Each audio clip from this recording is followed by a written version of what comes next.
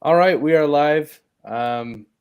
See, I got to change our overlay from the last time we were doing something. I still got the post game show from me and Hmm. Gino. But welcome to About the Buckets, everybody. It's been a minute. There we go. We're set up. Um, just wanted to talk a little bit of hoops. So I got Matty Ice just to the right of me and Mike McCoy down below. Um, so, Maddie, go ahead and tell everyone what we're going to talk about today, and then take us into whichever you want to talk about first. Yeah, so I saw an article today that really sparked my interest and kind of is like the basis of the show tonight, I guess. It was basically an interview with people around the league, asking the top players they would want to build around. Um, and so it was, I think it was under a certain age. I can't remember what it was. Of course, Luca was number one though. Um, so I thought that it would be fun for us to do that. So I thought maybe I think we said under the age of 25, right? The top five under Yep. 25 and the top five under 21. Yep. Um, so I thought it would be something fun. And then also, too, I wanted to get into, we've talked about the Donovan Mitchell trade, the Rudy Gobert trade a little bit Yep. individually, I think, but I also wanted to talk about those respective teams, and the guys that are part of those teams. Talk about, who has a better supporting cast after the trade, and then maybe just talk about some more prospective trades Okay. that could happen between my Lakers and your Jazz, right, Jordan? Yeah, I can't wait to get my hands on those draft picks that you guys are trying to attach to Russ. Um, so let's start with the top players. Um, so I think I'm personally going to do no overlap on my lists, just because the guy on my under 21 list, I don't want to put him fifth because he's really great, right? So I'm going to Yeah, just let him be number one on the under 21. I'm not going to put him on my under 25 list. got it. Um, but let's count down. So let's start with the under 25 players, and let's go from 5 to 1. Cool. So meaning we're saving the best for last. Okay. Um, so, Mike, do you want to start us off? Give us your number 5 player under 25 years old that you would want to build around. So we're talking long term. You get them for the rest of their career. Long term, get him for the rest of his career. Fifth place player for me, 25 and under. I'm going to go with Anthony Edwards of the Okay. Timberwolves. Um, for a lot of reasons, man. Look, the guys, I like how he finishes and in the end of games. He's getting better. He's gotten better in every season that he's been in the NBA. I like his ability to be versatile. Defensively. I mean, that's we've been talking about this for a long time, and it's not just us. There's no secret. You have to be that. It's like a must. If you can't be versatile in the NBA, defensively and I guess somewhat offensively as well, then you probably aren't going to have. You'll probably be one of these traveling guys that's always traded all the time and whatever, blah blah blah, and just a piece on a team. But the thing I like Anthony Edwards the most is his mentality, like his heart. The dude doesn't back down from anybody, and that's a sign of a leader. So he can score, he can do all of these things, but um, he seems to. I doubt it's going to happen just because it's 2022. But he seems like the type of guy that would pull a Damian Lillard, that will pull a Bradley Beal, and stick around with Minnesota for his entire career. And I like that. Yeah. So I'll go next, and then we'll kick it to Maddie. So if I was going to have overlap, I was debating on if I should just, count the young kids on the under 25 list as well. I was actually going to have Anthony Edwards at this 5 spot as well, but I wanted to give him his shine on the other list. So I didn't include him. And fifth, I was deliberating between two guys with Maddie before we started recording. Um, I'll give my honorable mention to Shea Gilgis Alexander, who almost made the spot, but I eventually went with Darius Garland. Um, love his game. He's a great shooter. He can distribute the ball better than most young point guards. It seems nowadays that point guards can either pass or shoot. Garland is one of the guys that can do a little bit of both, you know. So I love his game. I love his situation. You know, we'll get into talking about his fit with Donovan Mitchell later in the show. But besides that, not thinking about Donovan, I love him next to Evan Mobley and Jared Allen.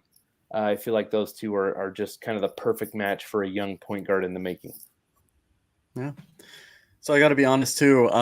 I was debating between 3 different players here. The first one was Anthony Edwards, but I have him on the other list. So I was like, I don't really want to go with him. Kind of the same route as Jordan. The other one was actually, this might be surprising, was Brandon Ingram. Okay. But then I was thinking this is long term. If this was now, then I probably would have leaned that way if we were just talking best player now. But I'm actually in the same boat as Jordan, and I have Darius Garland number 5. He couldn't be on the other list. I had to have him on one of these lists. I think he's too good of a player. He was a first-time All-Star, 22 years old, I believe, so he just missed the cutoff. Mm-hmm. I think he shot like close to 40% from 3 around there. The thing that's really impressed me, and you spoke on it a little bit, Jordan, too, is him as a playmaker. I think he's improved every year, gotten better with the ball, better decision maker. I think he's only going to improve from here as well. It wouldn't surprise me if we look back at these lists and, you know, he's in a tier with some of these other top guys as well, to be honest with you. Yep. So. Okay, Mike, we're back to you at the 4th spot. This is tough because I mean, the only reason is because like the other guys that can be on this list, but I would 100% start a franchise with this guy number 1 on this list. I'm gonna go Zion, and I really, really, really, really think that he's taking a lot of unwarranted heat. You know, people think that he's not invested or none of that. People don't know him like that. And I just hate when people come out with assumptions like that when you don't know the situation. I'm sorry, but a guy like that, in terms of how big he is, it's got to be easy to gain weight when you can't really do anything because your foot is messed up. Like, let's be real here. Yes, there are plenty other ways to keep cardio, but there's, you know what they say, playing a game is really the best way to stay in basketball shape. And you can't do that if you have a foot that, you know, you can barely, for a guy as big as he is, you know, his athleticism off the chart. And, you know, you got to work on that athleticism, and you can't when you have a foot that's injured or whatever the case is. But Zion, man, another guy that's gotten better. I mean, probably a top 3, not probably, he is a top 3 athlete in the league, especially with his size. I think he can lead a team. I think he could be maybe not the first option on a championship team right now, but definitely good enough to at least lead a team to the playoffs and maybe win a series or 2 with him being the main guy. And he could score the multi. I love his activity underneath the basket. Like the dude, 5 feet and in, it's just hard to even corral him or do anything with him. Underrated shooter. And he's not just an athlete. I mean, I saw this when he was at Duke. The dude has great footwork, and he can he uses his feet to not to manipulate his defender, but to set up his defender. And I think that's light years ahead when you're thinking about basketball IQ offensively. I love Zion. Yeah, I think that's a great choice. I really thought about putting him on my list as well. If he didn't have injury concerns, he certainly would have been there. I hear you. I hear you. You know, I don't know. I decided to play it safe on Zion, so I didn't include him on my list, but he's certainly deserving from a talent standpoint. Mm-hmm. So at number 4, I went with Trae Young. You know, for obvious reasons, he's a great player. You know, he's kind of like a mini Steve Nash. You know, like I tend to be one of the bigger Trae Young critics, I feel like, on our Twitter feed, but that's only because I don't put him in the highest category with other guys. My criticism tends to be like trying to get everyone else to slow down a little bit on him, but he's still an incredible player. You know, I mean, he's already led a team to the Eastern Conference Finals, albeit he had one of the easiest paths I've ever seen, but it is what it is. I was gonna say it was a little fraudulent. But... Yeah, a little bit fraudulent, but it is what it is. You know, I mean, I'm cheering for a team that hasn't been there in 17 years. So what can I say about it? So, you know, Trae Young, incredible scorer. He has the whole city of Atlanta behind him, which is cool. You know, that's great for the Hawks. And I mean, his game speaks for itself. Well, Jordan, you're gonna have to let me go first next time because I feel like people are gonna think I'm stealing all of yours or something. But I have Trae Young number 4 as well. Yep. For me, I don't want to ruin my number 3, but like I feel like my 3 and 4 could alternate. Yeah. And I kind of just went with him at 4 because of recency bias. You know, you looked at the playoff performance, didn't do too well against the Heat, you know, didn't play at a level that he should be playing at. I understand the Heat are a great defensive team. I still think he's a great player, great playmaker, one of the best playmakers in the league. But this is where I would have him, and it's not a knock. I still think he's a great player. Maddie, I can tell already that we are going to have the same list, so I'll let you go first next time. Okay, thank you. I told you before we started that I had a feeling we were going to have the same list. Okay, go ahead, Mike. Who's your number 3? Oh, man. It's just tough. But it's just like these guys are so, you know, interchangeable. But I'm hoping this isn't recency bias, and I just because he made it, you know, to the NBA Finals and everything like that. But because of maybe how he played in the NBA Finals is why it's knocked down to a 3. But Jason Tatum is one of the most complete players, at least one of the most complete young players, we could say, in the NBA. And you know, a lot of people were saying that he wasn't even the best player on his team in that series. And I can see why people said that. Yeah. I can see both sides of the fence. But fact remains, you would start a franchise around him. Like, you absolutely would. Whether you have him 1, 2, 3, 4, or 5 on this list. I'm assuming I'm not going to be the only one that's having him on this list. We'll see. I don't know. But Jason Tatum, a complete basketball player offensively. And, you know, another guy. I mean, what was it, his rookie year or second year? They made it to the Eastern Conference Finals, and he wasn't scared of LeBron. You know, took it to LeBron, dunked on him. You know, all of that stuff. So another guy, I like his heart. Kobe is his idol, and something about these guys. I mean, look, we could say a lot about younger players in the league who, oh, Kobe's my idol, Mike's my idol, but the very few that say Mike was my idol, Kobe was my idol, and they actually really work like these guys, those are the ones that tend to elevate. Jason Tatum works his butt off, was a Kobe guy. Kobe was a Michael Jordan guy, worked his butt off. LeBron liked both of those guys, and, you know, he's an incredible player. So I got Jason Tatum at 3. Okay. Go ahead, Maddie. I do have Jason Tatum on my list, so don't worry, Mike. I am going to go number 3. I'm going to look at Jordan's face to see if we have the same guy. I have Ja Morant at number 3. Okay, just wanted to confirm that. See, now people know I'm not stealing yours as well. Had a great season last season, bounce back year. Honestly, I've had him every year on my fantasy team, so just, you know, statistically, he's on my dynasty team. I think what separates him from the guys on the top 2 tier, well, first of all, I think there's a tier below, but I think that those first 2 guys are just more complete, meaning their offensive game is more established. You know, they're more well-rounded. I think he's a great young player, and I think he has the opportunity to improve even more.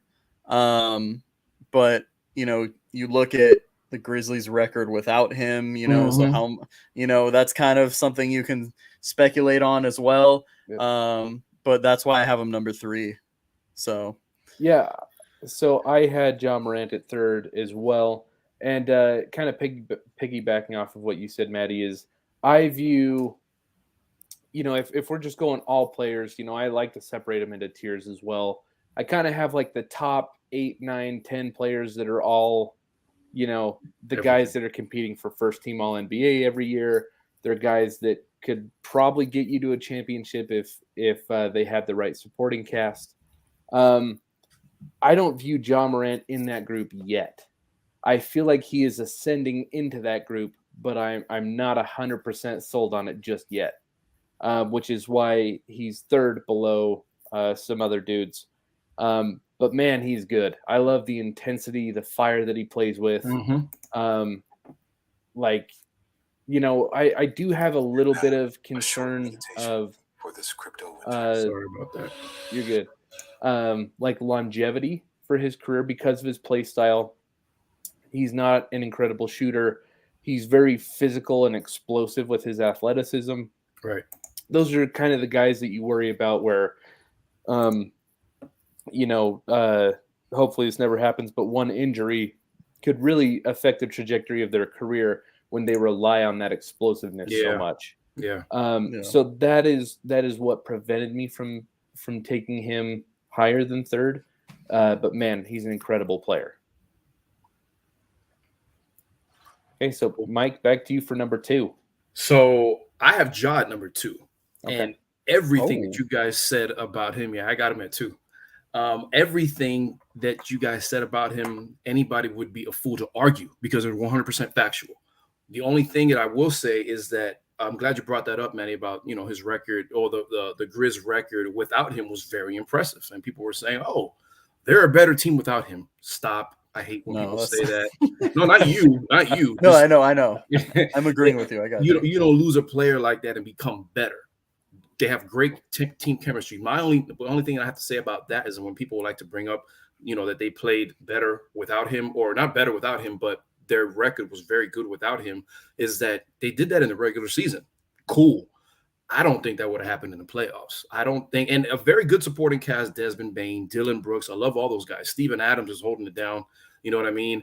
But I don't think what happened in the playoffs. And Ja is just, he reminds me of Rose for a lot of reasons, in the sense that, you know, he goes to the bucket, and when he has his mind made up to go to the bucket, he's going to get there. Explosive athlete, point guard. Yes, he has a weakness in shooting, but all of these guys are still guys that we're going to decide at one point or another that, yeah, I would build a team around him.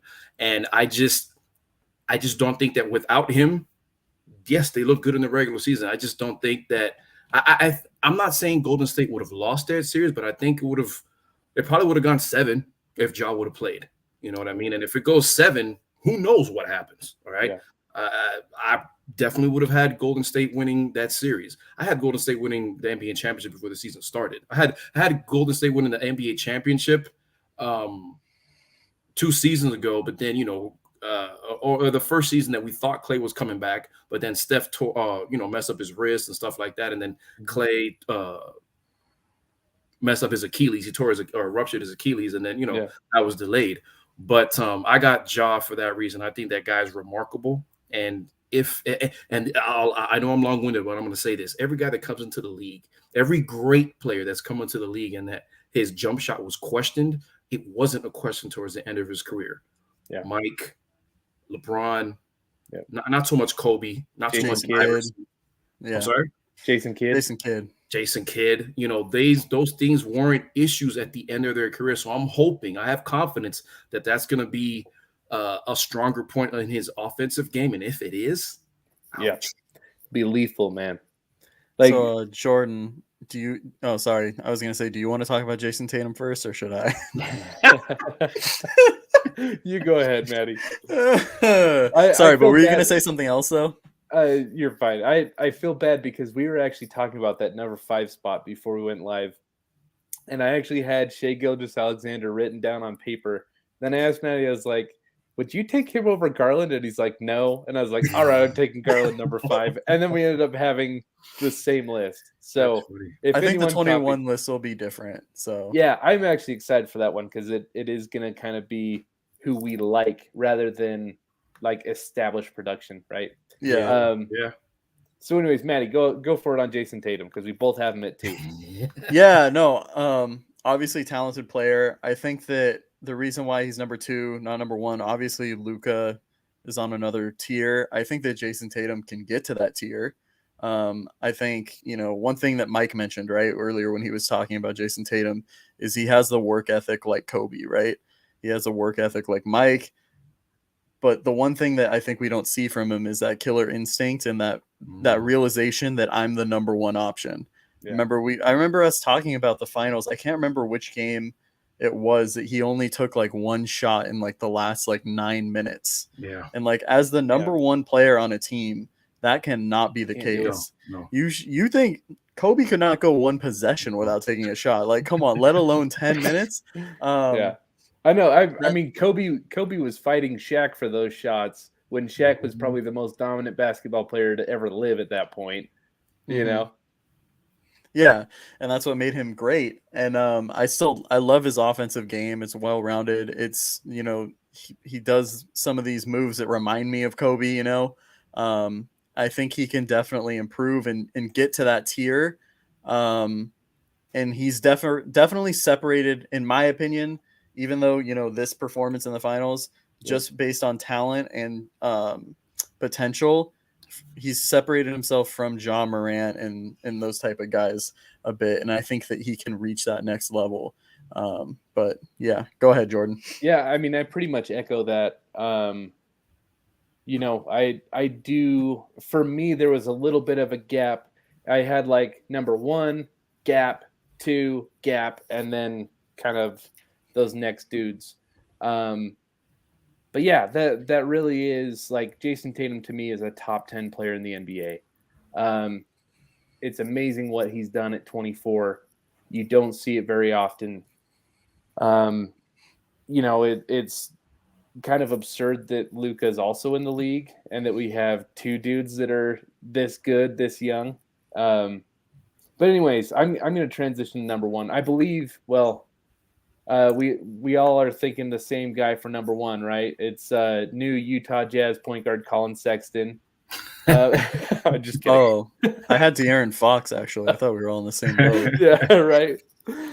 No, so we all got Luka at number 1. If you guys don't mind me, I'm gonna gush a little bit about Luka. Go ahead. You guys know how much I love Luka. He's been all NBA 3 of his first 4 years in the NBA, which is absurd. In the modern NBA, the only guys that have done it is like, if I can remember correctly, it's like Larry Bird, it's Jerry West, it's Oscar Robertson, it's Kareem Abdul-Jabbar, and it's Tim Duncan. And it's like guys like Michael Jordan didn't do it, LeBron James didn't do it, Magic Johnson didn't do it. So it is like it's only elite dudes that have done it, and even then, not all of the elite dudes have done it. Right, and Luka is in there, which is absurd. If you go by possession, his numbers, like the dude is keeping pace with MJ and LeBron in terms of just putting up numbers across the board, points, rebounds, assists. Wish he had a better team around him. That's all I can say. Like he is, I don't know. I know some people think that I like Luka a little too much. I genuinely think that we're not able to fully appreciate his greatness right now because it's so new and so young. But I think when we look back on this time, it is his career will be like, oh, he was pacing to be a top 10 player of all time his whole career. Like there was no jump, like he was just right in it from the get-go. No, that's fair to say. It's accurate. I mean, the dude is explosive. The dude is a threat with the ball in his hands. He can do it all. And what I love about him is he isn't ultra athletic. He relies on angles. He could get you off balance with his dribble, hesitation. His step back is elite. And I love the quote that he said about his step back. He didn't even know. Like somebody had to tell him, like, you have a good step back, by the way. He was like, oh, yeah? I guess I'll start using it. Like, he didn't even know. But the dude, shoot with his lights out, confidence. That's what I like about him. He's not scared of anybody either. Super confident dude. And, that goes a long way.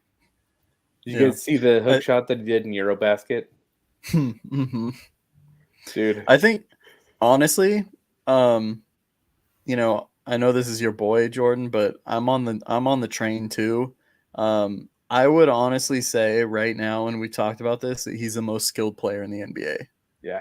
And I don't really think it's close at all. Yeah. You talk about he's not the most athletic guy. I get it. He's 6'7".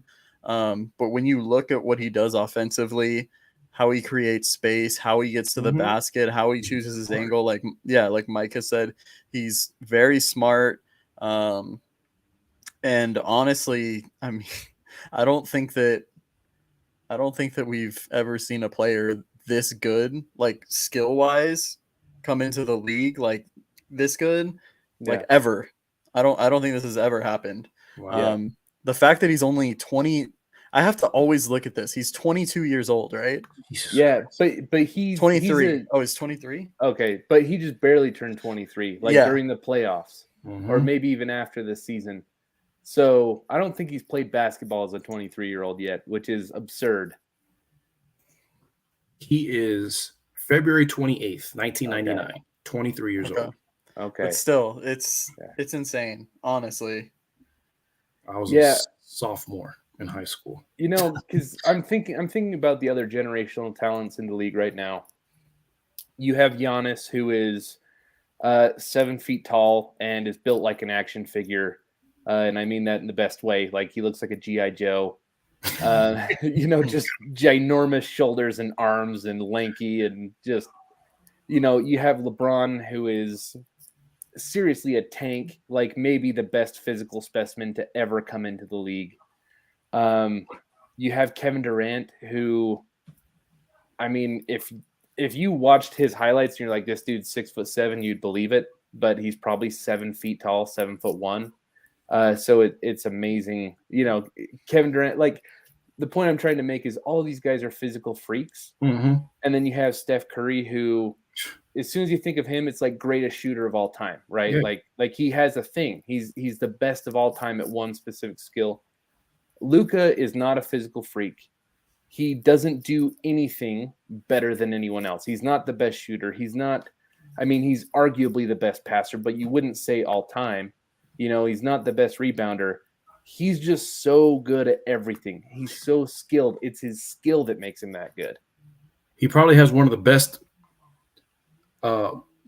single moves of all time in that step back. He probably has the best step back of all time. I don't know. You know, I know that's probably stretching it or whatever, but you're right. He's really, really good at a lot of things and not the best, absolute best at any one thing. That's really the only thing I can think of is that step back. Is you compare that to Kareem's hook shot, Mike's fadeaway, and you know, whatever else. Yeah, and the point I'm making is just like, you know, his peers are all like exceptional human specimens, you know, and yet he's not. And it's just kind of absurd that he's in that same territory as these exceptional human specimens. Okay, so enough about Luka, which, by the way, I have to say this because I'm so, like, I've been thinking about this. If he, in the next 5 years, is not happy in Dallas, he's on the Utah Jazz because of our draft picks. And I am so happy about that. I need to sabotage his relationship with Mark Cuban somehow. Okay. So it's kind of sad, Jordan, that's what you're that's where you're at. In 5 years, he's coming. I'm not wrong, though. So, yeah. I mean, we got all the trade chips. I seriously think that's what we're angling for, is the day that Luka wants out. Then we can call Cubes up and be like, hey, 12 first-round picks. So, it's going to happen. All right, so let's move on to the under-21 lists. Let's switch up the order a little bit. So, let's have Maddie go first. Give us your number 5, Maddie. Okay, I feel like this is either gonna surprise you guys or it's not. I don't know. Don't say him. I'm gonna log off if you say him. Go ahead. Okay, I don't know what that means, but my number 5 is Paolo Banchero. Okay. Honestly, hasn't even played a game yet. Yeah, I'm not concerned. I know, this is moving forward, so towards the future.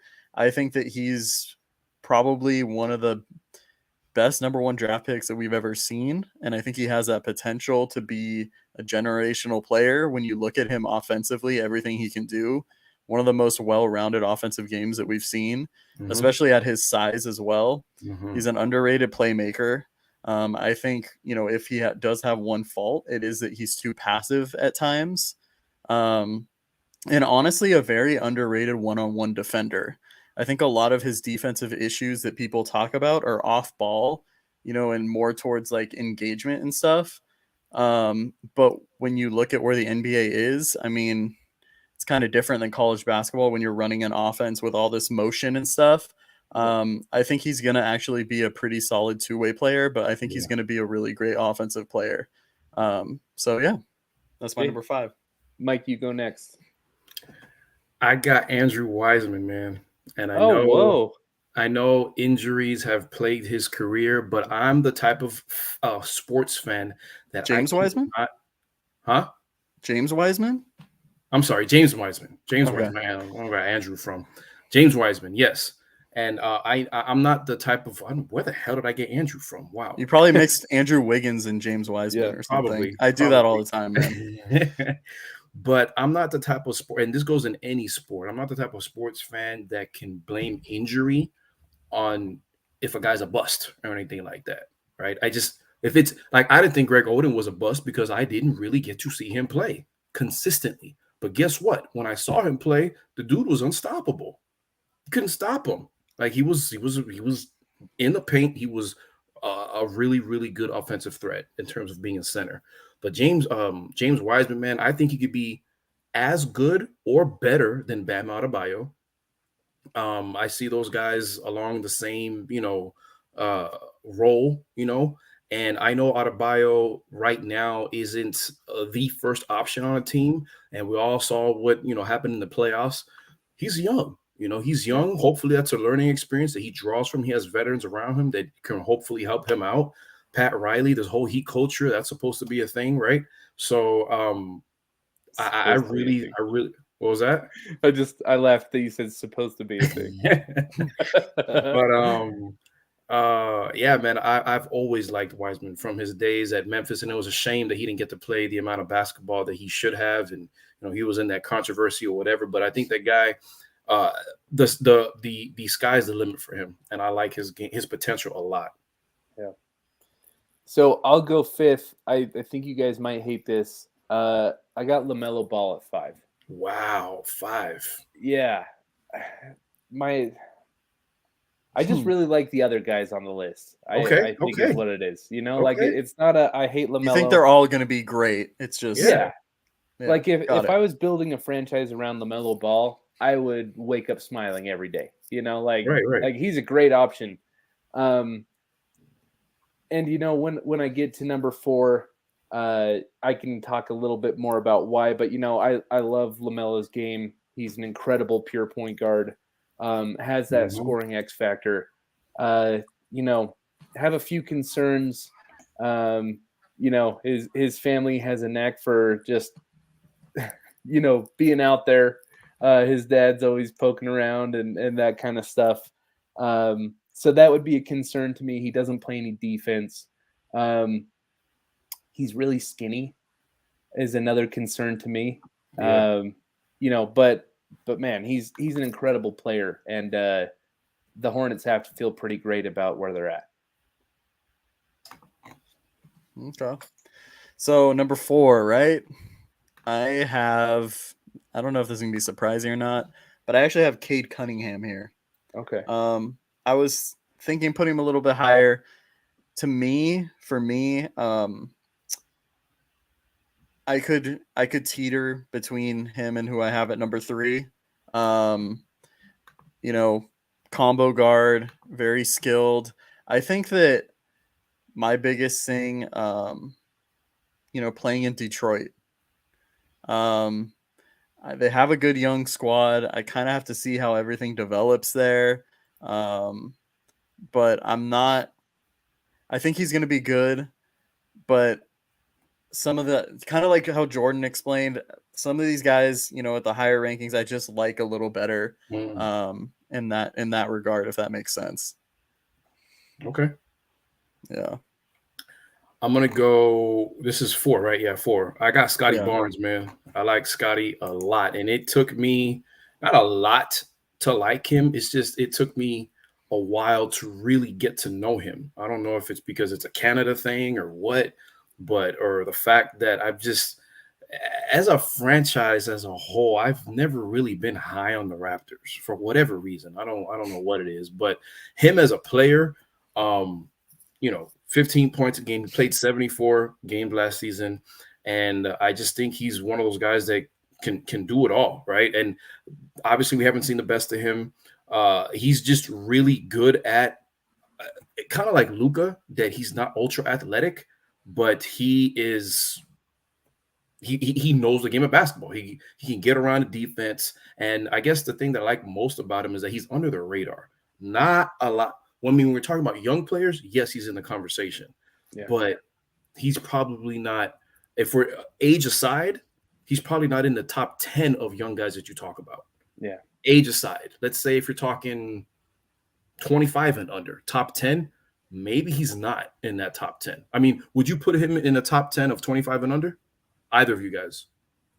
he'd probably be close to 10. Close He'd to probably 10, be right? around there. Okay, But borderline. I don't know if I'd have him in, but if I had to guess, I'd say he's probably in that 9 to 12 range is where I'd be thinking about it. It depends if we're doing it like in this regard of like guys that you're building towards the future, or who's best now. If we're doing who's best now, then probably closer, outside of the top 10. But if we're doing building for the future, then I would definitely have him pretty high up. Fair. Yeah. But I just like his game. I caught a lot of him towards like a little after All-Star break, and not a lot of him, but that was when I just so happened to see him more. And I like what I saw, man. I think that guy's going to be a leader, and I think he can be first or second option on a title team one day, whether that's Toronto or not. Well, Mike, you wrecked my list because I forgot about Scotty Barnes when I made my list. Wow. I know. I don't know how I forgot about him. If I had to redo it, I would probably not. I probably would have bumped LaMelo off the list. Wow. And yeah, I don't know. I mean, it's not too late to include him if you want to. Well, yeah. So I'd probably have Scotty 4 if I could redo it. But I'm just gonna go with it. So if you want to know my real list, just push everyone down. I would have had Scotty 4. But I have Paolo Banchero 4th. Know, I mentioned I just like Paolo more than LaMelo just because of size. Paolo's a wing, and wings win these days. Like if you want to win, you got to be a wing or Steph Curry. That's kind of how it is. There's only 4 players in the NBA who, I should rephrase this.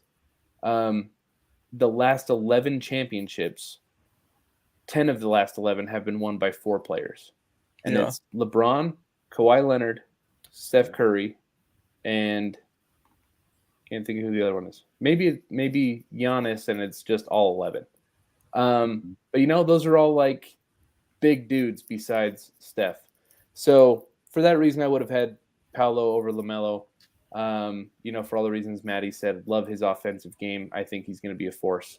But I really would have loved to put Scotty on that number 4 spot if I could remember him. Can I have a hot take or something right now? Yeah, go. I think by the end of this season, I'll have Paolo Banchero number 1. That's not a hot take, my friend. That is a. Okay. That is I don't hate it. It's a lukewarm take. It's a lukewarm take. Okay. Where are we at now? Number 3? Yeah. Okay. Number 3, it's a guy that we've already talked about a little bit. LaMelo Ball. I have LaMelo number 3. I love his game. I've always loved his game, even when he was in high school, at Chino Hills and stuff. I love the fact that I would say Lonzo has a little bit better court vision and a little bit better passing ability, but I love the fact that you get that and the scoring ability. I think that he's going to improve even more. The question marks, like as we mentioned, defense, is he going to, step up to be like an average defender, similar to like what Steph Curry does? I'm not comparing the two, but just, can he improve defensively? And, if he does, then I think that he has a potential to be a really great player. But yeah, that's who I have number 3. Who you got? We already talked about him, and you guys already brought him up, but I got, Paulo at 3 for me. Oh, okay. Yeah, nice. I got him at 3. Dang, I thought I was crazy for putting him on the list. I thought that no one would have someone that didn't play. Damn. Nah. I mean, if you think that's crazy, we're going to teach in my top 2. But no, for every reason that you guys said, there's not really much that I have to go over regarding him. We all know his offensive game and how impressive he is physically.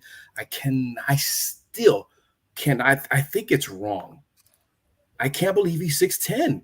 Yeah. I cannot believe he's 6'10", and he moves like that. Like, And he's thick too. Like he's not a skinny 6'10". He's No. like he's got that mellow body. yeah. Like he's got that Carmelo body, but he's quicker and more athletic. And he's not stiff. No. Yeah. He's not stiff. He moves like a basketball player. He doesn't move like a power forward. Not that power forwards aren't basketball players, but you know what I'm trying to say. Yeah. And I think that where defenses are in for trouble, he can score however he wants to, whenever he wants to. And there's not really much else to say. Okay, so at third, he's already been mentioned. I have Cade Cunningham. I'm a big fan of Cade. I like his all-around game, as well as, I feel like there's a lot of upside for his defensive ability. He's just one of these dudes that can do it all, ball in his hands kind of guy. Kind of feel like he's Luka light a little bit. He's diet Luka, in the sense that, like, I don't know, he's like a point guard wing hybrid, but you feel good about his passing ability.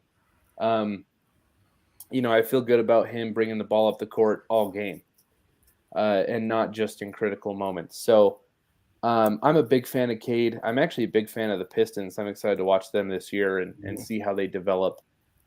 Still probably a year away from anything meaningful, but I think they're going to be a lot of fun this year. So yeah, I love Cade. I'm a big fan. Sidebar real quick. I hate being a fan of a team in the Central Division this year. That's all I have to say. Yeah. It sucks. Yeah, good luck. Yeah, Thanks. good luck, man. At least you have Caruso. Yeah. Yeah. Okay, number 2. I don't know. This might be a little bit of a surprise, but I don't know. I feel like I was going to surprise you guys a little bit, but I guess not. I actually have Scotty Barnes number 2. Oh, wow. I love Scotty Barnes. I think that he has all the potential in the world, kind of like what Mike has already said and honed in on. I actually think too, like watching him defensively, I think that he has the potential to be one of the best two-way players in the league, if not the best. I love, his intensity when he's playing defense. That's one thing. He's always locked in. That's something that you just can't teach. You can have all the measurables in the world, have a 7-foot whatever wingspan, but it doesn't mean you're going to play defense. Case in point, Donovan Mitchell. But he's just such a well-rounded player. And I think too, like once he gets more comfortable, with shooting a little bit more, getting that mid-range game down and stuff, he's going to be a terror, man. Honestly, he's going to be such a great player. One of my favorite guys to watch, though. He's also on my dynasty team in fantasy. So shout out. Nice. Love it. He's Dre with offense. Yeah. He's Dre with offense. Yeah. I don't know if this is cheating. Okay. And by the way, if I had an honorable mention, it would be who was your 3? Wait, we're on 2 now, right? No. Yeah. We're on 2 now. Who was your 3, Jordan? I had Cade Cunningham. He's my honorable mention. I'd have him at 6. Have him at 6. Like if we were, the honorable mention, he'd be that. Kind of like how you said, I can't believe I left off Scotty Barnes. I can't believe I left off Cunningham. Yeah. So I'm going to cheat a little bit, and I'm sorry, guys, but I don't know how else to do this. So for number 2, I do and I don't have a tie. I'm not going to cheat. I'm knee-jerking like hell, but I'm going to go Chet Holmgren. Okay. I'm going to go Chet. I love it. When I say I have done a complete 180 on him, and not that I ever doubted him, not that I did kind of doubt him. Let me not say that, but it wasn't like I never said that the guy was not going to be anything in the league. Yeah. His size really bothered me. Like it really bothered me. But then I had to think, I'm like, it's 2022. Most guys coming into the NBA are 2 years removed from high school. Like, so I have to get out of my head and say he doesn't have an NBA body, because half of the NBA is guys that look like they play at the park. You know, they don't have NBA bodies yet because a lot of guys in the league are very, very young. So I have to get over that. But when I say the 180 part, that dude, I get it. It's only summer league, but damn, he's good. Like the dude is good. He has the complete package offensively. You cannot when if he wants to pull up, coming down in transition, there's nobody that can stop that. His elevation is probably 10 feet in the air in terms of where he releases the ball at. Can get to the hoop at will, and he's skinny tough. Not skinny tough. He's sneaky tough. Like people are gonna think they could bang him around. He's gonna prove out. Okay, well I could bang too with my little bony self. I like his for real, man. Like that's what I saw, and he's just not scared to bang. And I think he's coming in with a chip in his shoulder because he feels like he should have been the first pick overall. So maybe that's driving him. Unfortunately, we won't see it for another year. But I got him at 2. I love it. I think that's very bold. Very bold. I like Chet. Definitely not as much as you like Chet, but I love it. I love the pick there at 2. For me, I had Evan Mobley at 2. I really like Evan Mobley. I legitimately think he's going to bring the big man back. I love to hear that. Oh, I love hearing that. And my reasoning is that he is an athletic freak. He's kind of the first of this new body type that is dominating the NBA of the guys like Giannis and LeBron and Paolo and like the skilled big dudes. He's kind of the first one that has a post game and is like post oriented, right? Most of those guys are perimeter oriented. Whereas, Mobley is going to excel around the basket. And, dude, just the upside on both ends of the floor. I legitimately think that they're like he's going to be a dude that can win MVP and Defensive Player of the Year in the same year, like Giannis has. So big fan of Evan Mobley. So I got to be honest. I thought he was too old. I would have had him number 2. I don't know. I mean, he was. I don't want to miss out on last Mobley. year. You are right. He is 88 days too old for this. Oh, yeah, because he spent 2 years at USC, I think. But honestly, let's talk about Evan Mobley though. Let's talk about Evan Mobley though, because Evan Mobley, because I was debating even do I pull it and just put him on my number 5 on the other one? But I was like, I got to give love to his teammate. Just like you said, I can't remember who said it. There was an interview that they were talking about his game, and that it was a former player that had said that he really reminds him of Kevin Garnett.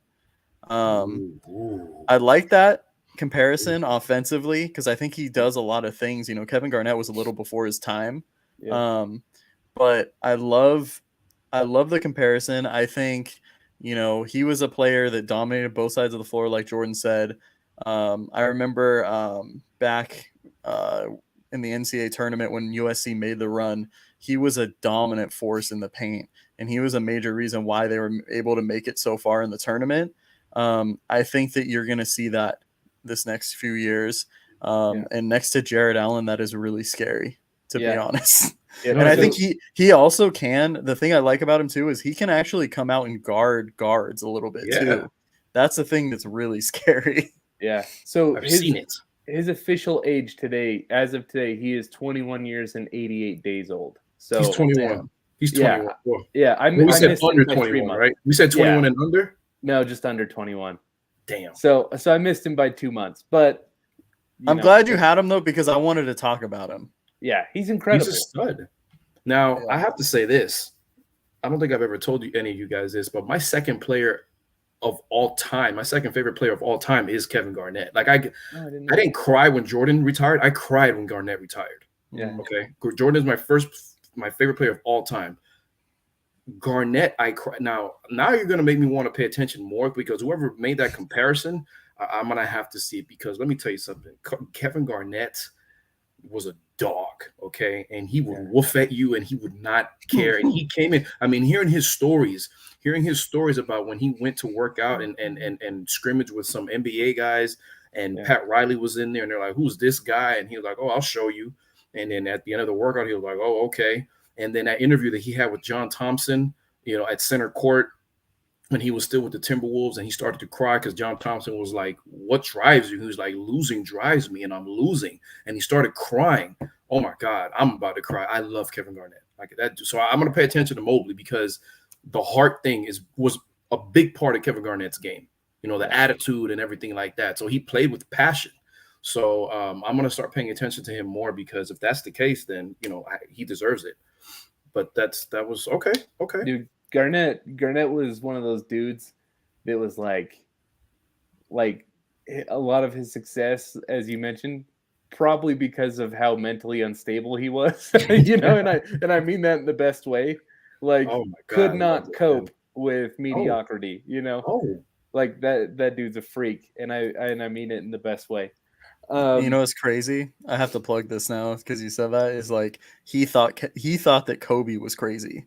So imagine how crazy Kobe is if he thought Kobe was crazy too. Yeah. Damn.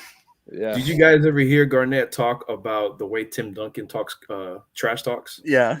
That was hilarious. Tell me. So Maddie heard it. I'll explain it to you, Jordan. So they were talking about, it was like a round table. I think Jaren Jackson Sr. was on that panel, and Matt Barnes was on that panel, and they were talking about Tim Duncan's trash talk. He was like, "You want to know what the thing about Tim was? He wouldn't talk gangster trash at you. Like, he'll hit you in phrases like, ooh, oh, almost had that. Ooh, got you. Never got you. Yeah." And then the part that made everybody laugh, I think I already said it, was when he said, "You almost had that one." And after he was like, after talking all this trash and cursing at him, and he wouldn't engage back, it just made you stop. It's like, it's not even worth talking trash to him because he doesn't engage. Yeah. And then Oh no, he said the one that would get you the most is "nice try." Yeah. But that was I'll send you the link. I'll DM it to you. But Kevin Garnett, legit my second favorite player of all time. Easy. I've heard two funny Duncan anecdotes. So one is also about I can't remember who said it, but it was like a younger dude. I don't think he was a remarkable player by any sense, but he said that as a rookie, he was really nervous about going up against Duncan. And, he's like, first time I get the ball, do a post move, turn over my shoulder, try for a hook shot, and Duncan just swats it away. Damn. And then other end of the floor down on defense, Duncan's telling him what he did wrong. He's like, "No, you didn't do the move right. Like, try doing this next time." Stuff. Yeah, and then so they go down there. He tries it again. I can't remember if he made it or missed it, but he's like, I got my move on him. And, and then he's like, down the floor, Duncan smacks me on the butt and is like, "Yeah, you did it. Good job." He's on like, the fly coaching. On the fly coaching. Yeah, like during a game, right? Thought that was cool. So do we all have Anthony Edwards as number one on the U21? Oh. Mike, you don't. I got LaMelo. Oh. Wait, so is Anthony Edwards? I had him 5 on the other list. Oh. Okay. Oh, okay. So you took him off. Okay, got it. Okay. I had him 5 on the other list. So let me tell you why I got LaMelo there, because yes, his defense and all of that, but I think one of you, when talking about LaMelo, talked about, you compared the rest of the league to him, you know what I mean? And in terms of defense, and how the league leans more offense, and not that defense is not important, because you need it at some point to win a championship in the playoffs. I get it. But LaMelo is just, I think he could win a game without scoring points. I think he could dominate a game without scoring. Yeah. And I think that's valuable. Like, I've seen Rajon Rondo dominate a game scoring 7 points. Like, I've seen it. I think LaMelo can do that. Obviously not defensively, but he's so smart. He can set his players up. He has range. He's 6'8". I really hope he engages, the defensive side of the ball, because being 6'8" out on the perimeter, your length in and of itself is a weapon. You know what I mean? I don't know what his wingspan is, but being 6'8", like I hope he does that, man, because if he does, that's an easy two-way player, top two-way player, all NBA type player. But offensively, man, I just can't get over the fact that he is like I want to say Sean Livingston, but Sean Livingston wasn't as gifted offensively. But and Sean Livingston loved to post up. I don't think I've ever seen LaMelo post up a day in his life. But I only bring up Sean Livingston because he was the next Magic. A lot of people said in terms of passing, he was 6'8" as well. Yeah. So that's a guy I like to bring up. But I love LaMelo's game, man. I would pick him in a heartbeat to start my team. Cool. You know what's crazy? When LaMelo was like a sophomore in high school, he was only like 5'10". Yes. Isn't that insane? That is. Yes. I remember watching clips and he was like significantly shorter than all of his brothers. He's and right everyone else out on of the court. nowhere. That's what I'm hoping Ronnie grows, sprouts up, has a growth spurt soon, because I think he'd be a really good pro. He just needs to grow a little bit more. Yeah. Yeah. And with these lists, I know none of us had the same thing. We mostly had the same 5 or 6 guys. But really, I think any team with the number 1 pick in the draft would be thrilled to get any of those dudes. Okay. Oh, You know? yeah. Like, so it's, I mean, it really just comes down to preference at this point because of their lack of accolades, Right. their lack of production. Like, I don't think any of those dudes that we named has made an All-NBA team yet. So really, it doesn't matter at that point, right? Yeah. So Jordan, I gotta say, I'm surprised that you didn't take your boy Victor. yeah, I thought 'Cause we about didn't it. say. Did you really? I knew thought it. I'd get booed off the screen if I took Victor Wembanyama at number 1. Oh, man. I thought about it. I'm not gonna lie. Oh, that's funny. Yeah. What we can say is that the league is in good hands, man. Yeah. Yeah, The league is in good hands. Absolutely. I spent my Jazz joke with the Colin Sexton one, so I figured I wouldn't double dip on Victor Wembanyama. So, Oh man. Whew. well, should we talk about Cavs versus Timberwolves real quick? Yeah. Or do you Well, want I us- think everyone knows about the trade, but should we just talk about supporting cast? Who has the better supporting cast, Rudy Gobert or Donovan Mitchell? Yeah. And so I guess there's a few different ways to frame it. I think Gobert has 4 years on his contract left. Mitchell I think they has, both do, don't they? Mitchell only has 3, I believe. Oh, okay. Might be 3 plus 1. I think it is a 3 plus 1. Is it a player option or something? Yes, it's a player Okay. option. Because I know that. So the first pick that the Cleveland Cavs sent to the Jazz is 2025, which is also the same year as Mitchell's player option. So by the time the Jazz get that pick, Mitchell could be off the team Wow. Okay. if he so chooses, which he probably will.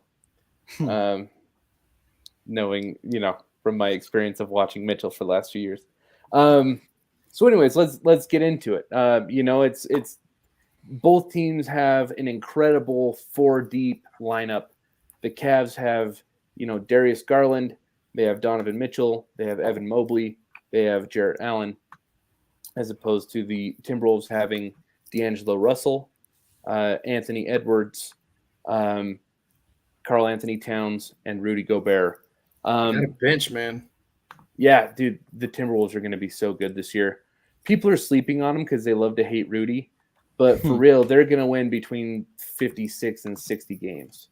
I love, and we'll go right back to. I just wanted to interject real quick. Austin Rivers and Kyle Anderson off that bench, I think, are huge, and I think they're right in that Kyle sweet Anderson. spot. I think they're right in that sweet spot because those are guys that they can start, but I look at them more like backup quarterbacks in the NFL that they can give you a good 4 games before they spurt, whatever. Especially Austin, that guy's instant offense off the bench, and Kyle Anderson. I see a lot of Jamal Mashburn in him, but Jamal Mashburn can shoot. Kyle Anderson, not that good of a shooter if it has to be. And they got Torian Prince. They have Jordan McLaughlin, who kind of, made a name for himself in the playoffs. Yeah. Then they have a few young guys like Jalen Noel, who I really like as a combo guard. Didn't they sign Austin Rivers too? They did. Yeah, we were just talking about him. Yep. And then they have Naz Reid as a backup center, who I actually like. I think he's a pretty good young center. Man, they got some depth, man. Dude, the Timberwolves, like I said, people aren't taking them seriously. It would not surprise me if they're the 1 seed out west, or like 1 or 2 or 3. But they're going to be a top 4 seed. They're going to have home court in the first round. I would love to see that. They just have so many options, man. Mm-hmm. So one thing that the Jazz did last year, I I can't think of the Timberwolves coach right now, but he's a Yeah, I really was good just coach. gonna ask you that. Damn. I can think of what he looks like right now, but I Oh, can't think of his face. it's But anyways, so one thing that Quinn Snyder did with the Jazz was he would stagger lineups so that Mitchell and Bojan Bogdanovic were on the floor together, kind of give you some offense, and then Rudy and Mike Conley in the other lineup, right? I think at the very worst, if you have the worst fit imaginable with Karl Anthony Towns and Rudy Gobert, you could at least split them into units like that. You could have Anthony Edwards and Karl Anthony Towns on the floor at the same time, and then you have D'Angelo Russell and Rudy Gobert at the same time. Even if they do that, they're going to win in the high 50s, man. Like, Russell has been forgotten because of his, I think he's his own worst enemy. Yeah. But he was an all-star just a few years ago by running pick and rolls almost every play with Jared Allen.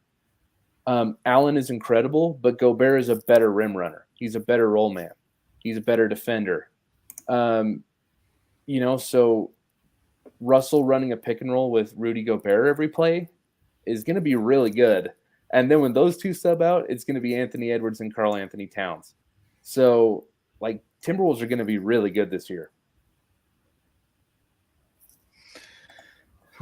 I got to be honest. So if we're leaning one of two ways, I would give the slight edge to the Cavs, actually. Wow, okay. Just because I'm so high on Darius Garland. And maybe this is more me looking into the long term. Uh-huh. I'm so high on Darius Garland and Evan Mobley. And the fact that they have Kevin Love coming off the bench.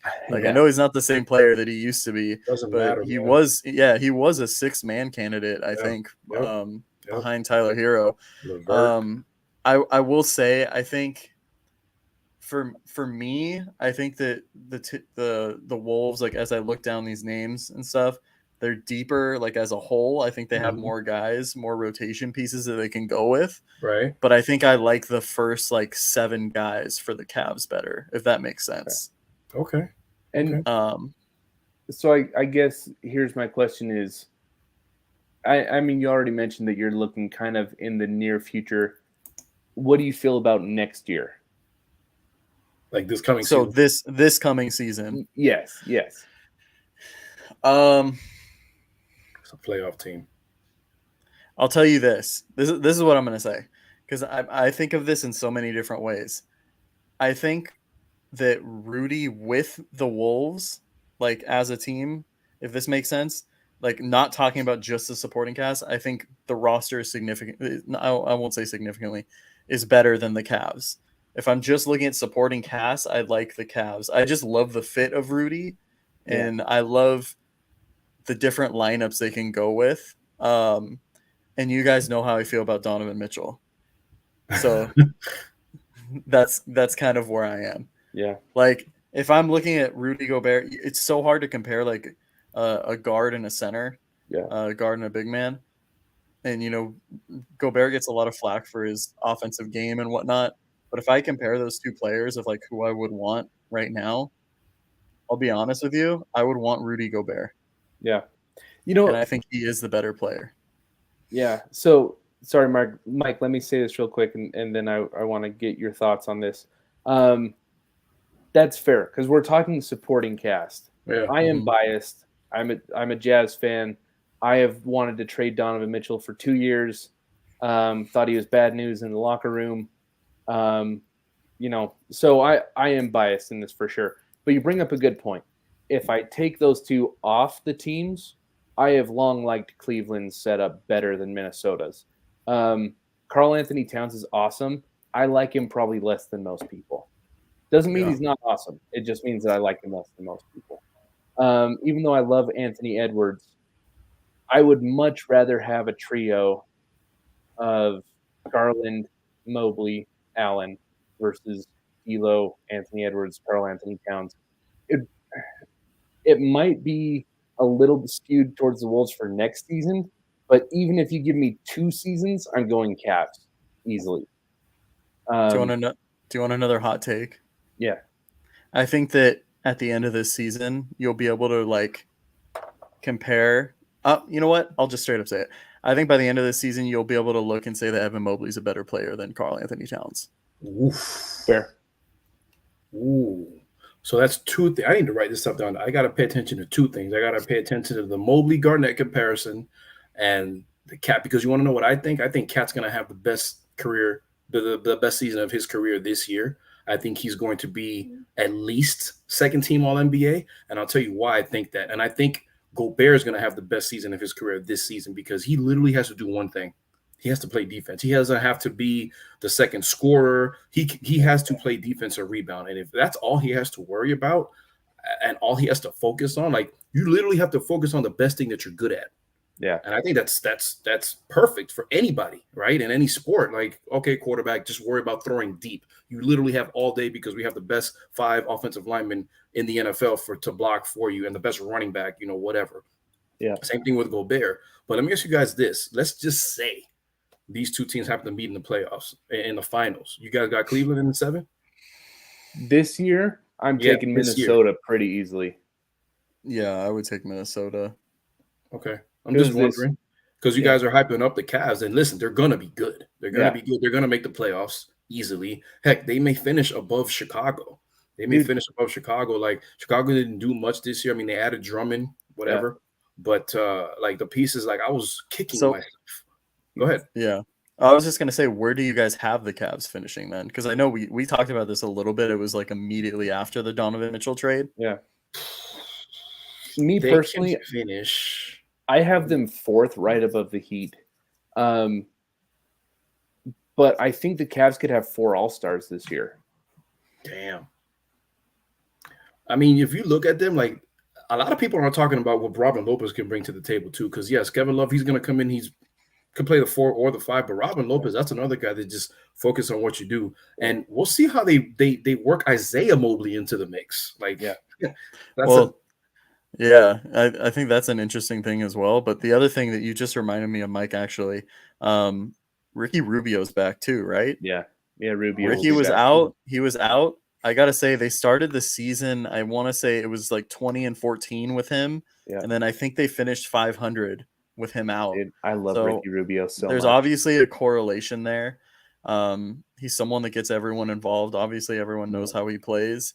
I'm excited to see, though. I mean, he's one of the reasons why I had said those first 7-8 guys I really liked, from the Cavs. He's not on their roster right now. What's up with him? He's not?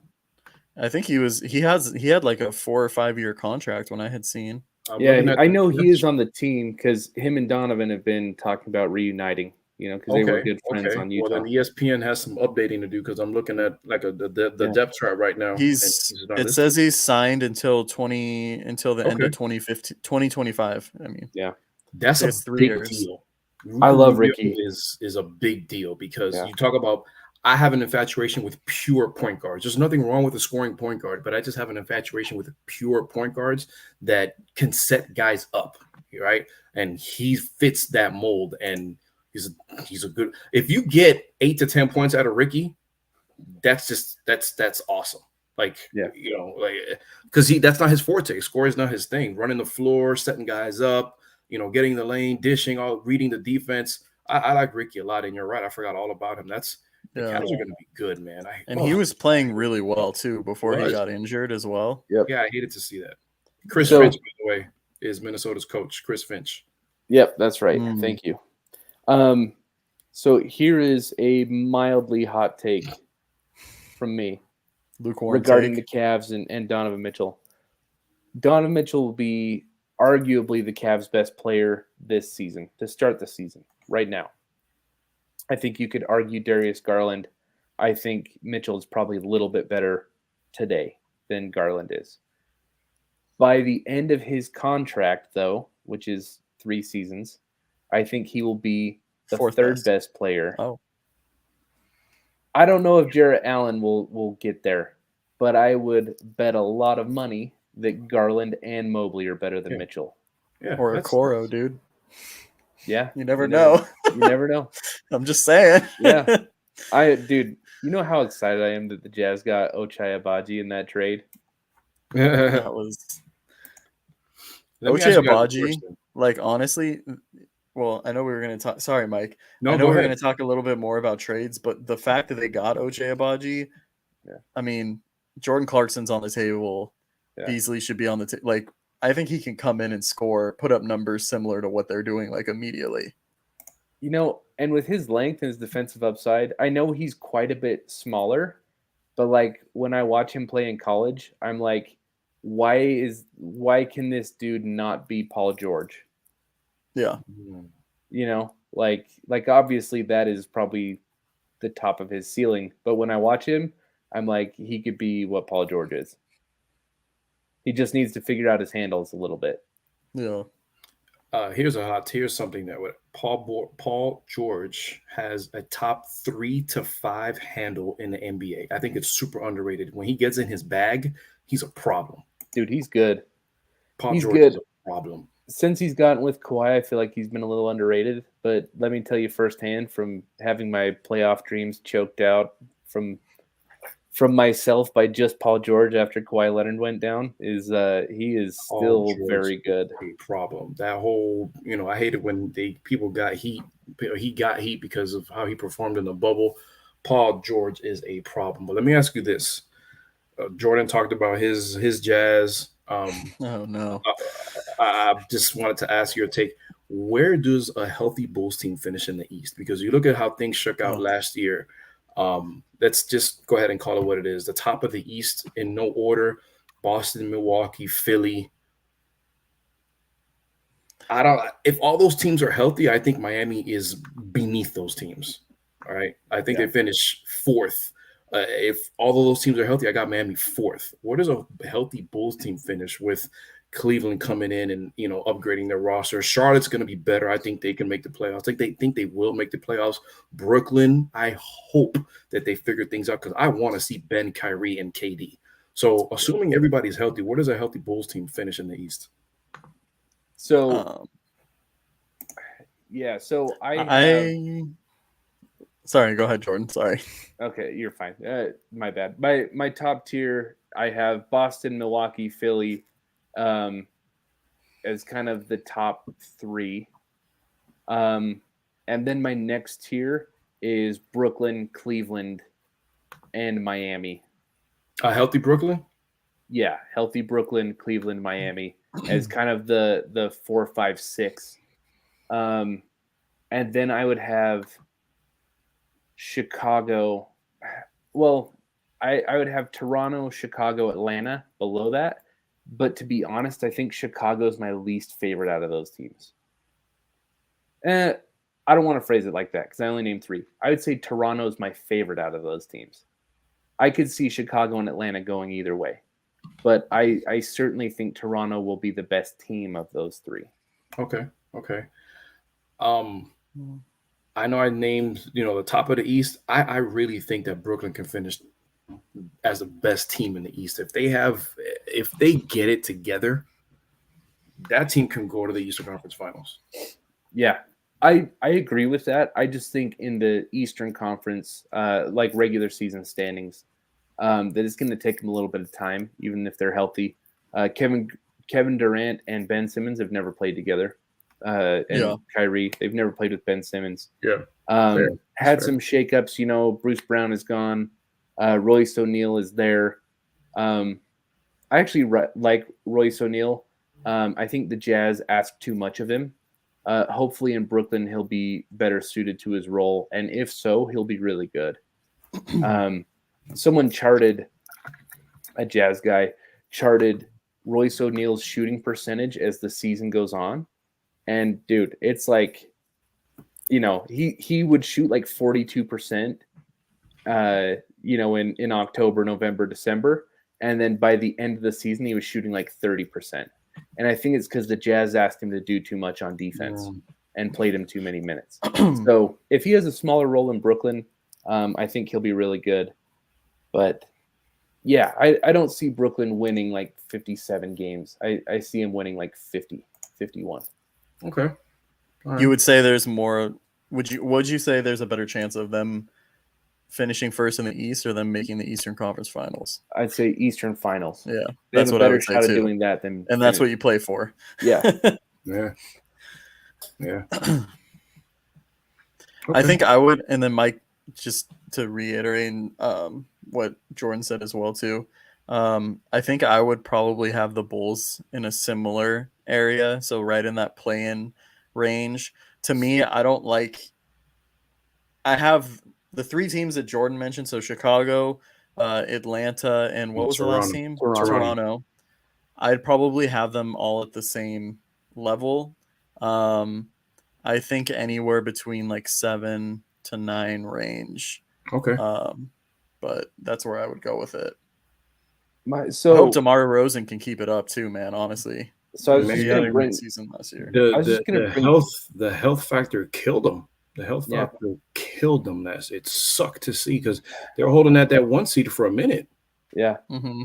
My concerns with them is, obviously Lonzo's knee. You're probably more up to date on it than I am, Mike, because I don't follow the Bulls super closely. But from what I understand, it's like he has a weird situation going on with his knee. Kind of worried about it. I think that is big. I don't like. I can't think of their center's name. The European. Vucevic? Yeah. Yep. Yeah. So he's the reason they got Drummond. He's the reason they got Drummond. Yeah. So like Vooch, he's a fine player. I don't really love him as a tent pole when you're trying to win. No. You know what I mean? So I feel like he's just a gaping hole in their, defense aspirations. He's like a fantasy guy on a bad team. Like when he was on the Magic, he was like a dude you wanted to draft because he put up some numbers. Yeah, and I was fine with him getting an All-Star berth while he was on the Magic too. Like, because he did put up numbers, but it's just.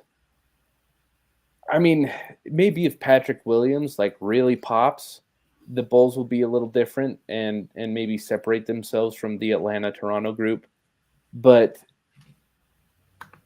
I'm kind of in with DeMar DeRozan because he had his best season as like a 31-year-old. I'm kind of like, can he do it again? If so, he's gonna have to prove it to me. Like I'm not ready to just jump out and be like DeMar is all NBA again. I don't really believe that, but he could. I think he has a similar year. I hope so. I hope so for you and for him. Definitely. Thanks.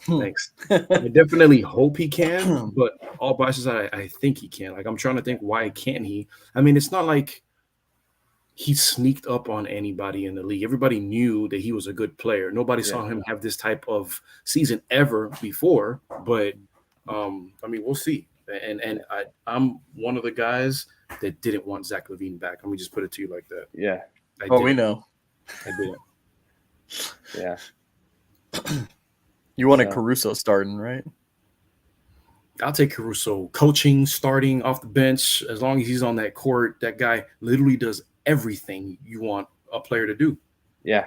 I'm going to bring it up every show. I can't stand that the Lakers got rid of him. Yeah. He chose Utah Jazz bench player. He wanted to come back. He wanted to go back to LA.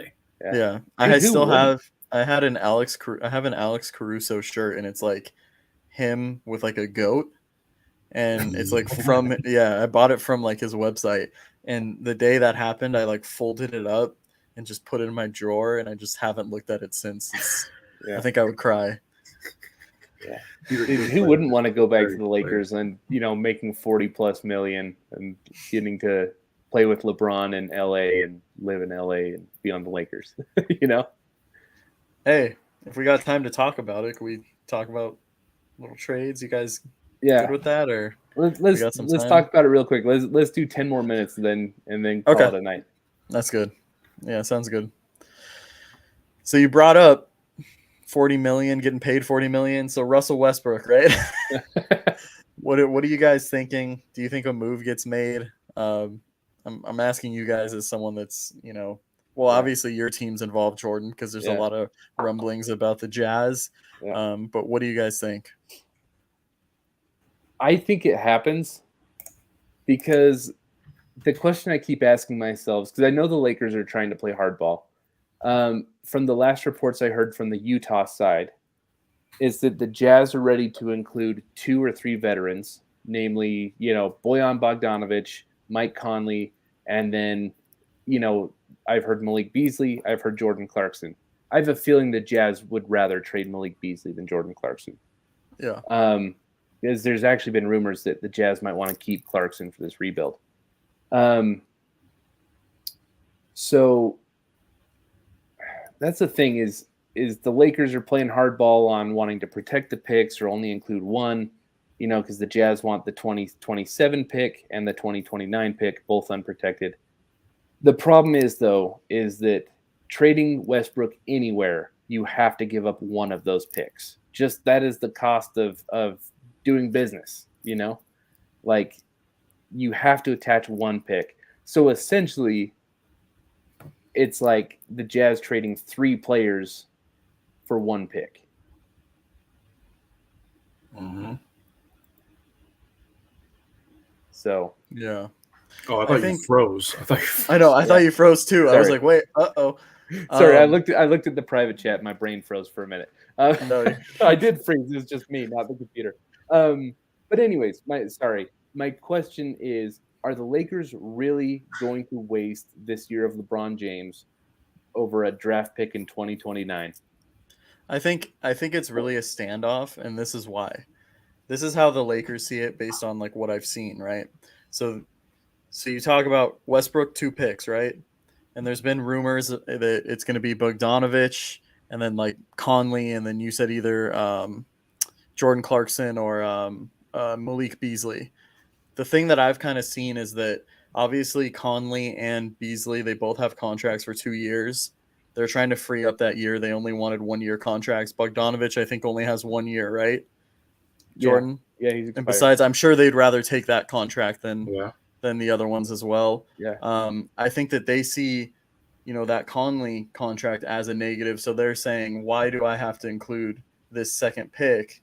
We want you guys to throw in a young player like Jared Vanderbilt to kind of counteract that as the third person, as the third player in the deal. I will be honest, I teeter back and forth. I feel like me and Jordan talk about this like a decent amount. I go back and forth of if I really want to include that second pick for a mix of those 3 players, to be honest with you.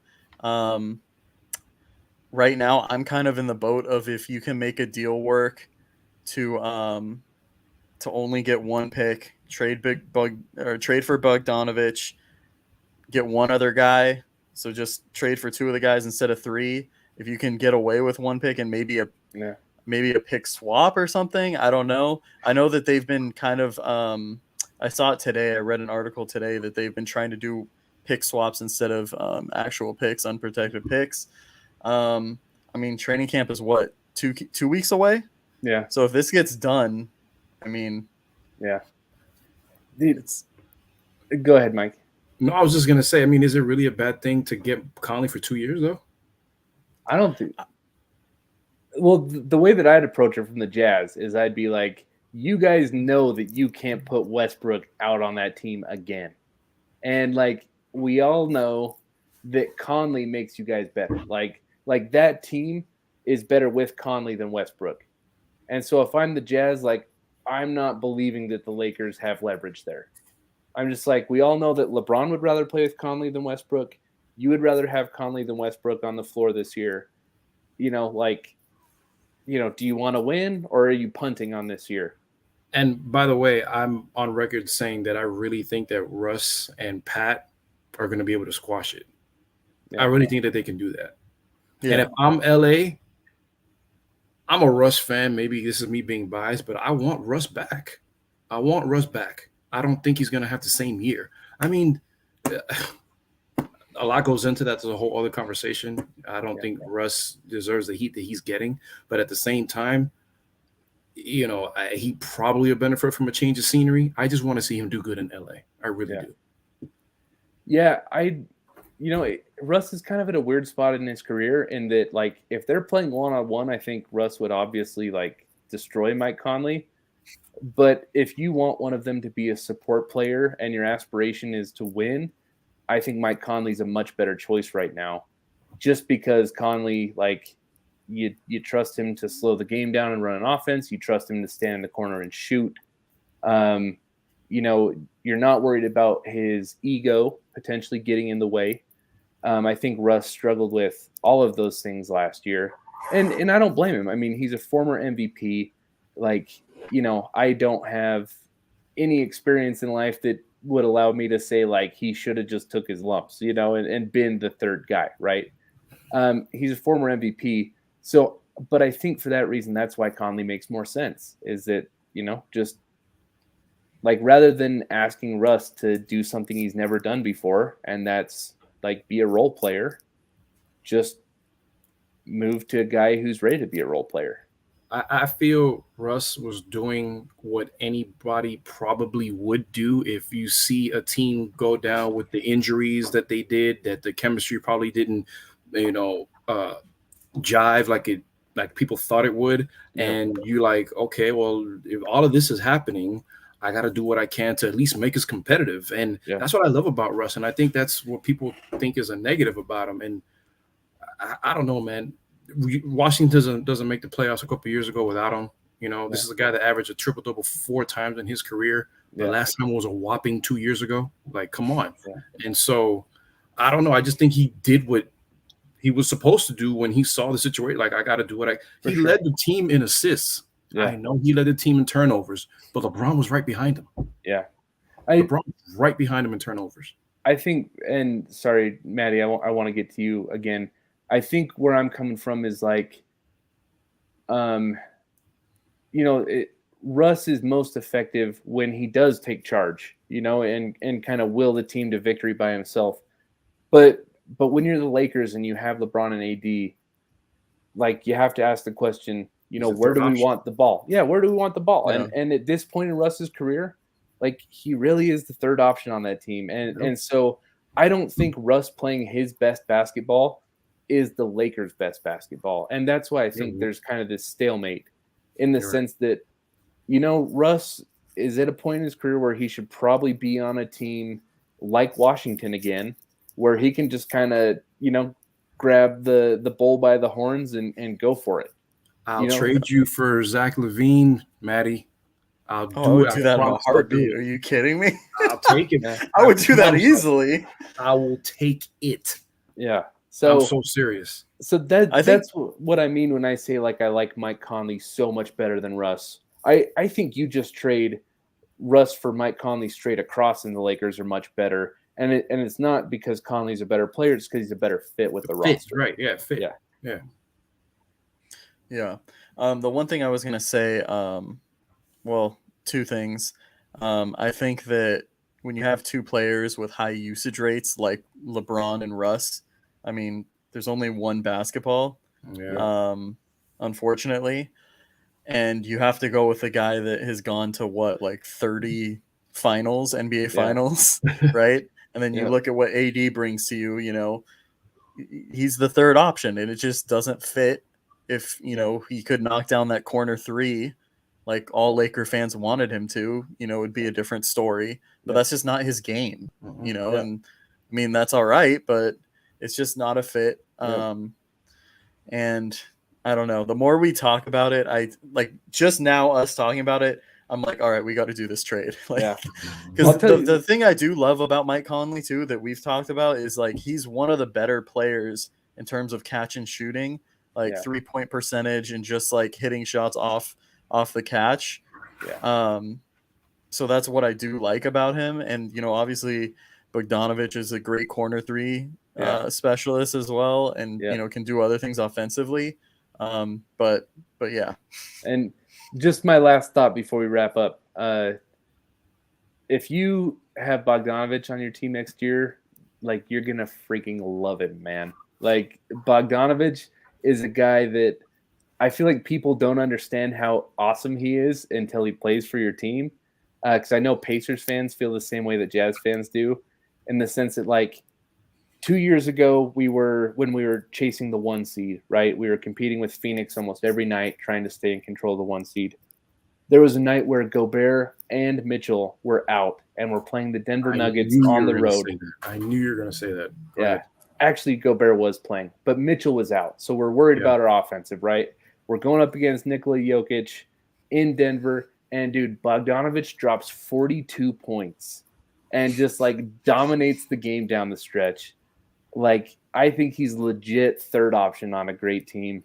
And, dude, I think just Conley for Russ is a great thing for the Lakers, but also getting Bogdanovich, like, he could be the catalyst for you guys being a title contender again.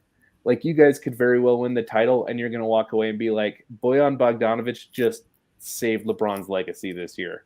Yeah. You know, like I think he's that dude.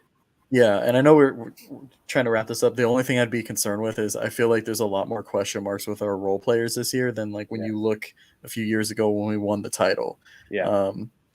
But yeah. Okay. Any last thoughts, Mike? Yeah, give me Russ for Zach. I'm through. I don't know if the Bulls. I know you'd jump at it. I don't know if anyone involved with the Bulls would do that. I think Russ is a great fit with Chicago. I really do. I think he's a better fit than Zach is because Zach is a black hole. Yeah. That's just how I see it, but whatever. Yeah. All right. We're signing off. Thank you, everyone. We probably went twice as long as we were supposed to, but that's what we do because we all love hoops. So yep. 2 for the price of 1. Yep. Take care. Until next time, we're about the buckets. See you guys.